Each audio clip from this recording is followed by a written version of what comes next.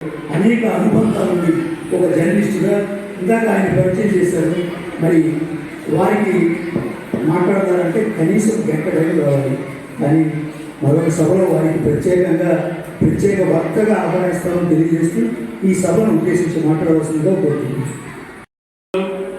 ఉభయ తెలుగు రాష్ట్రాల్లో రాజకీయ చిత్రపటంలో కీలకమైన భూమిక నిర్వహించిన నెట్టెం రఘురామ్ గారు, అదేవిధంగా ఇప్పుడే వెళ్ళిన నన్నపనేని రాజ్ కుమార్ గారు, వీరికి సంబంధించి అంతగా పరిచయం చేయనవసరం లేని వ్యక్తులు వీరు. మరోవైపు నేను 3-4 నిమిషాల నుంచి మాట్లాడాను. మరోవైపు 16 వయసు అంటే చాలా కీలకమైన ప్రాయం వయసులో మనుషులకి.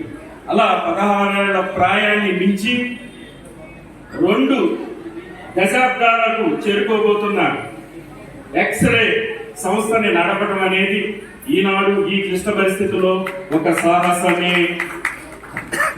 అలాంటి సంస్థని సాంస్కృతిక విద్యా సంబంధంగా నడిపిస్తూ ప్రజల్లో చైతన్యం చేస్తూ ఇంత మంచి కార్యక్రమాలని నిర్వహిస్తున్న కొల్లూరి వారికి మనందరం కూడా కరతాళ ధ్వనులకు మరొకసారి అభినందనలు అందించాల్సిన అగత్యం అవసరం ఎంతైనా ఉందని ఈ సందర్భంగా తెలియజేస్తూ, ఇంతకు ముందు ఆయన చాలా సుస్పష్టంగా చెప్పారు, మనుషులు ఎక్కడున్న మనుషులే చుట్టుపక్కల ఉన్న వాళ్ళని గురించి మన ప్రాంతాన్ని గురించి పట్టించుకోని పరిస్థితుల్లో ఎక్కడో పుట్టి ఎక్కడో పెరిగి ఎక్కడ ఈ దేశానికి సేవలు అందించిన వారి గురించి కొల్లూరి వారు ఉటంకించారు. ఒక సర్ ఆర్థర్ కాటన్ అయినా, ఒక మదర్ తెరీసా అయినా, ఒక సిపి బ్రౌన్ అయినా, విభిన్న రంగాల్లో వారు ఈ దేశానికి, ఈ తెలుగు తల్లికి కీలకమైన పాత్రని ఈ ప్రాంతాలకు అందించిన మహనీయులు, నడిచే దేవుళ్ళుగా నేను ఈ సందర్భంగా ప్రస్తావించక తప్పదు. మదర్ తెరీసాతో సుమారు ఒక 30 నిమిషాలు మాట్లాడే అవకాశం నాకు కలిగించిన నా పాత్రికేయ రంగానికి మరొకసారి నేను మననం చేసుకుంటూ, ఆమె అణగారిన వర్గాల కోసం, మాటలు రాని మనుషుల కోసం, నడవలేని వారి కోసం ఎంతో సేవ చేసిన సందర్భం పోకొల్లదు. ఆ సందర్భంగా మనం ఒక్క నిమిషం తీసుకుంటాను. సామాజిక రుగ్మతలకు వ్యతిరేకంగా పోరాడిన మహనీయురాలు మదర్ తెరీసా, ప్రపంచానికే ఒక వేగుచుక్కగా నిలిచిన ఆ మహామనిషి ఆనాడు ఈ ప్రత్యేకమైన గొప్ప రుగ్మతని ఆమె ఊహించలేకపోవచ్చు. కానీ మత్తు పానీయాలకి బానిసలై జనాలు అతలాకుతలం, మరీ ముఖ్యంగా యువతీ యువకులు ఆ కోరల్లో చిక్కుకుంటున్న, సతమతమవుతున్న ప్రస్తుత క్లిష్ట సంధి యుగంలో మనం ఒక్కసారి నిలబడి ఒక్క నిమిషం ప్రతిజ్ఞ చేద్దాం. కేంద్ర రాష్ట్ర ప్రభుత్వాలు ఈ అంశాన్ని చాలా సీరియస్ గా తీసుకుని ముందుకెళ్తున్న సందర్భంగా ఒక్క నిమిషం నుంచోండి, ప్రతిజ్ఞ చేద్దాం. నషా విముక్త భారత్ అభియాన్ ప్రతిజ్ఞ. నా జీవితం మొత్తాన్ని, మీరు అనండి, నా జీవితం మొత్తాన్ని మత్తు పదార్థాల నుండి దూరంగా ఉంచుతాను. మత్తు పదార్థాల వల్ల కలిగే అనర్థాల గురించి నేను తెలుసుకుంటాను మరియు ఇతరులకు కూడా తెలియజేస్తాను. నా కుటుంబం, సమాజం మరియు దేశాన్ని మత్తు వ్యసనాల నుండి రక్షించేందుకు బాధ్యతాయుతంగా వ్యవహరిస్తాను. మత్తు వ్యసనానికి వ్యతిరేకంగా పోరాడే నషా విముక్త భారత్ నిర్మాణానికి నేను నా భాగస్వామ్యాన్ని అందిస్తాను. మన యువత భవిత కోసం ఆరోగ్యంగా, శ్రేష్టంగా ఉండేందుకు నేను కృషి చేస్తానని ప్రతిజ్ఞ చేస్తున్నాను. ధన్యవాదాలు. కూర్చోండి. నేను నుంచోబెట్టేందుకు మరీ చేయించానంటే కూర్చుని కూడా శరీరంలో ఉండే ఆ ఆర్గన్స్ మరీ ముఖ్యంగా ఈ లోపల ఉండే ఏమంటాం దీన్ని మీన్స్ అవి గట్టిపడిపోయే పరిస్థితి. పూర్వం మీకు హరికథ పురకథలో చెప్పేవారు, మధ్యలో మాట్లాడమనేవారు, గోవిందానం అనేవారు, అవన్నీ దీనికి సంబంధించి. సో ఇది మనకు ఆరోగ్యమే. నాకు ఇంత మంచి అవకాశాన్ని ఇచ్చిన ఎక్స్రే వారికి, నేను ఇక్కడికి రావడానికి కారణభూతులైన కొల్లూరు వారు, మరీ ముఖ్యంగా మా వరమ గారు, అందరికీ మరోసారి ధన్యవాదాలు తెలియజేస్తూ అందరికీ రాబోయే వినాయక చవితి శుభాకాంక్షలు. ఈ సంస్థ మరింత విజయాలకి చవి చూడాలని, జాతీయ స్థాయిలో పేరు ప్రఖ్యాతులు తీసుకురావాలని, మరింత మందికి అవార్డులు అందజేయాలని ప్రజల కోసం పనిచేసేవాళ్ళు సుమా తెలియజేస్తూ అందరికీ మరోసారి ధన్యవాదాలు. మీరు కూడా మా సంస్థలో సభ్యులుగా చేస్తే సంతోషిస్తాం. ఇలాంటి వ్యక్తులు మా సంస్థ ఉన్నారంటే గొప్పగా భావిస్తుంది. Thank you sir. Okay sir, thank you. Kolluru వారు ఇక్కడ పెట్టే 2-3 సార్లు వచ్చాను నేను. కానీ తుమ్మపల్లి క్షేత్రంలో కూడా చాలా మీటింగ్లు ఏర్పాటు చేశారు. చాలా మంది రావడం జరిగింది. అంత గొప్ప మీటింగ్లు ఏర్పాటు చేశారు. కాబట్టి ఎంతమంది వచ్చారనేది కాదు, గంగిలో పాలు క్యారెక్టర్ అయినది చాలు. ఈ గ్రంథాలయంలో ఈరోజు మీరు చేసిన ఏర్పాట్లకు నిజంగా అభినందిస్తున్నాను. అమ్మ, మీ ఆడపడుతులు అందరూ కూడా ఏమనుకుంటుందండి, మీ అందరిని సన్మానం చేయాలని ఉంది నా చేతుల మీద కూడా. దాని మిమ్మల్ని అందరూ మహిళలందరూ కూడా మీకు శుభాకాంక్షలు, ధన్యవాదాలు. చాలా మంది ఎంతమంది మహిళల్ని సన్మానం చేయడం అనేది చాలా గొప్ప విషయం. నేను ఎంతమంది రావడం అనేది చాలా మిమ్మల్ని చూసి ఆనందంగా ఉంది. నాతో చాలా మంది ఫోటోలు దిగారు. ఈ వేదిక మీద మీరందరూ ఒక్కసారి గట్టిగా సమర్పించుకుంటే అనుకుంటున్నాను. కూడా మరొకసారి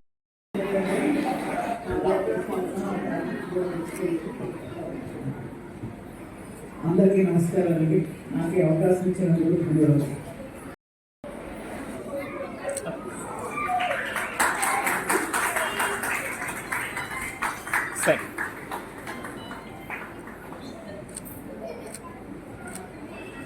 వారు సెయింట్ మదర్ తెరిసా గారిని స్వయంగా చదవడమే కాకుండా వారి నుండి సత్కారాలను కూడా అందుకున్న భాగ్యశాలి మీరు. చేత సత్కరించబడే వ్యక్తి. ఆయనకి 70 పైగా అవార్డులు ఉన్నాయి. ఆయన ఇంకో క్వశ్చన్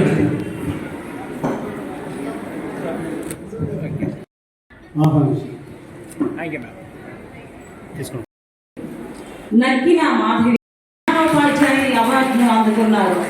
ఉత్తమ సేవా పురస్కార్ అవార్డు, భారత మహిళా శిరోమణి అవార్డు అందుకున్నారు. ఉచిత మెడికల్ క్యాంపును నిర్వహించి 1000 మందికి ఉచితమైన మందులు పంపిణీ చేశారు.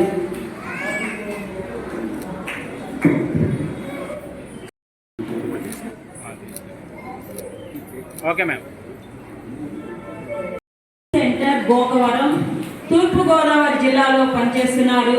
వీరు వైద్యం ద్వారా ప్రాణం పోసి నేడు ఎక్స్రే మదర్ తెరీసా అవార్డును అందుకోవడం ఎంతైనా హర్షణీయం.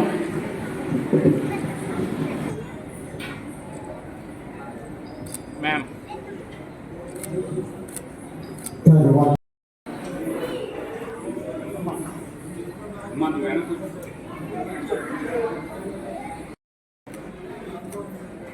Thank you ma'am. Gidugu Ramamurthy జాతీయ సాహిత్య పురస్కారం, నేషనల్ లెజెండరీ ఎక్సలెన్స్ అవార్డు వంటి గౌరవాలు అందుకున్నారు. తెలంగాణ గవర్నర్ శ్రీ జిష్ణుదేవ్ వర్మ గారి చేత వీరు నాగడం అనే కవితా సంపుటిని విడుదల చేశారు. ఆమె రచనలు 20కి పైగా సంకలనాలు యూకే సందర్శించారు. యూపీఎస్సీ ద్వారా జూనియర్ మెడికల్ ఆఫీసర్గా అనిపిస్తున్నారు. వారికి మా అభినందనలు. Thank you sir. జరిగే పలు కార్యక్రమాల్లో సహకరిస్తున్నారు.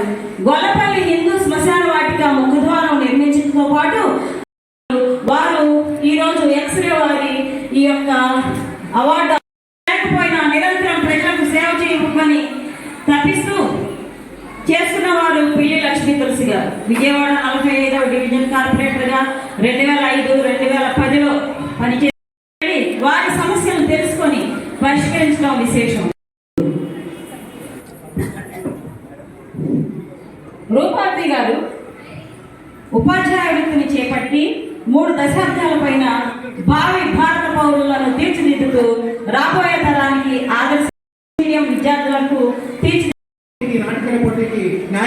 కార్యదర్శిగా కూడా వ్యవహరిస్తుంటారు. విజయ కనకదుర్గ గారు 1 సంవత్సరం ఉద్యోగం చేసిన తర్వాత పిల్లల భవిష్యత్తు దృష్ట్యా ఉద్యోగం చేసి సాహితీ వ్యాసంగంలో విశేషంగా రాణించారు. ఆకాశవాణి విశాఖపట్నం కేంద్రంలో 30 ఆధ్యాత్మిక ప్రసంగాలు చింతన కార్యక్రమంలో ప్రసారం చేశారు. ఆమె రచించిన 18 కథలు ఆంధ్రజ్యోతి ఆదివారం అనుబంధం మరియు గీతాంజలి పక్ష పత్రికలో ప్రచురితమయ్యాయి. ఆమె తన జీవితం సైకాలజీ లెక్చరర్ గా సేవలు అందిస్తున్నారు. ఈయన భావి భారత పౌరులను తీర్చిదిద్దుతూ మహిళా సాధికారత కోసం కృషి చేశారు. రంపచోడవరం గిరిజన ప్రాంతాల మహిళా మండలకు ఉచితంగా టైలరింగ్ నేర్పుటకు తోడ్పడిన వీరు ఈ రోజు చెందినవారు. వీరు human rights public protection service సంస్థలో చేరి మానవ హక్కులను పరిరక్షిస్తున్నారు. ప్రస్తుతం వీరు రాష్ట్ర కార్యదర్శిగా వ్యవహరిస్తున్నారు, సేవలు అందిస్తున్నారు. ఎక్కువగా మహిళలకు సేవ చేసే భాగ్యం లభించినందుకు వీరికి వీరే సాటి, వీరికి ఎవరు పోటీ లేదు. మహిళా అభివృద్ధికి కృషి చేస్తున్న సేవలను గుర్తించి రాష్ట్ర ప్రభుత్వం కూడా వీరిని అవార్డుతో సత్కరించింది. వీరు పేద విద్యార్థులకు ఆర్థిక సహాయం, పుస్తకాలు, ఫీజు రీయింబర్స్మెంట్, ల్యాప్టాప్, సైకిల్స్, వృద్ధాశ్రమాలకు ఆహారము, పళ్ళు, దిచ్చగాళ్ళకు ఆహారము, బట్టలు, బ్లాంకెట్లు ఎన్నో పంపిణీ చేశారు. ప్రాథమిక పాఠశాలలో మొక్కలు, స్లేట్లు, పెన్ను, పెన్సిల్స్ ఎన్నో పంపిణీ చేశారు. ప్రతిభా అవార్డు విద్యార్థులకు ప్రదానం చేశారు. ముఖ్యంగా విజయవాడ వరదల సమయంలో బాధితులకు ఆహారము, బట్టలు, బ్లాంకెట్లు ఎన్నో సమర్పించారు. వీళ్ళు ఎయిడ్స్ బాధిత పిల్లలకు కూడా పోషకాహార కిట్లు ఇచ్చారు. ఓఎన్జీసీ రిటైర్డ్ వెల్ఫేర్ అసోసియేషన్ ద్వారా ముఖ్యమంత్రి సహాయ నిధికి కూడా వీళ్ళు సహాయం అందించారు.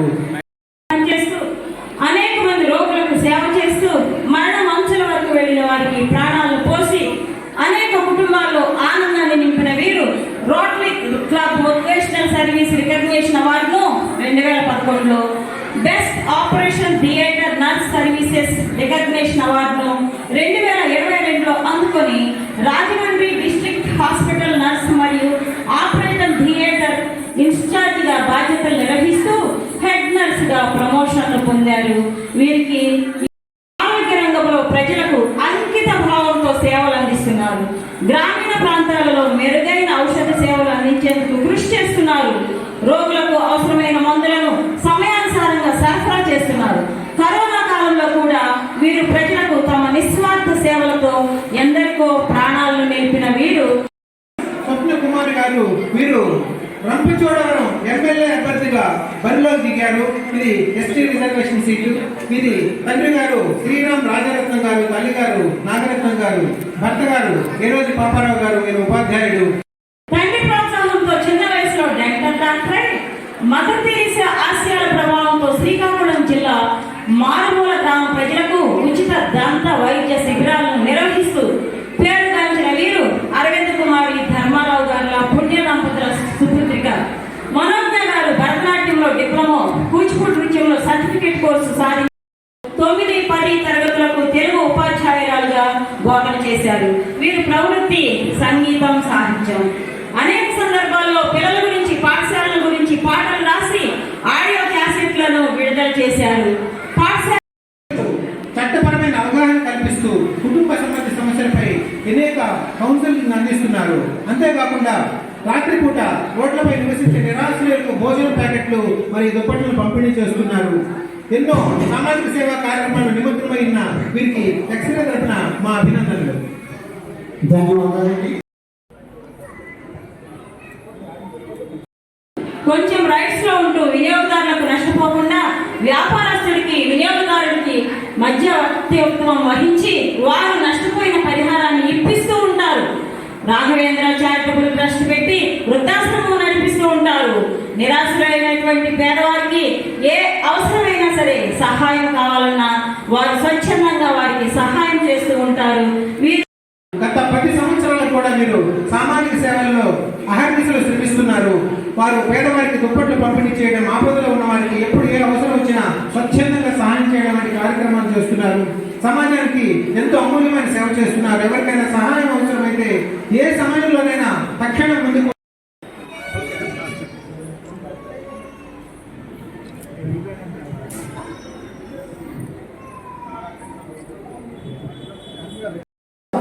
ఒక డైరెక్టర్గా last in not a least Ramakrishna సత్కారాన్ని స్వీకరించవలసిందిగా కోరుతున్నాను. ఏదో 2-3 నెలలకు ఒకసారి గుర్తించి వారిని తీసుకొచ్చి కారణం గురించి చదువు చెప్పారు కానీ ఆయన మన సంస్థ గురించి ఎప్పటి నుంచి వినే ఉంటారని నేను అనుకుంటున్నాను. అంత చక్కగా చెప్పారు కాబట్టి మనం ఇంకా తెలుసుకోవాల్సిన ఇంకేముండదు. నాకు ఈ అవకాశం ఇచ్చిన కొల్లేరు గారికి ధన్యవాదాలు తెలుపుకుంటాను. సంతోషం.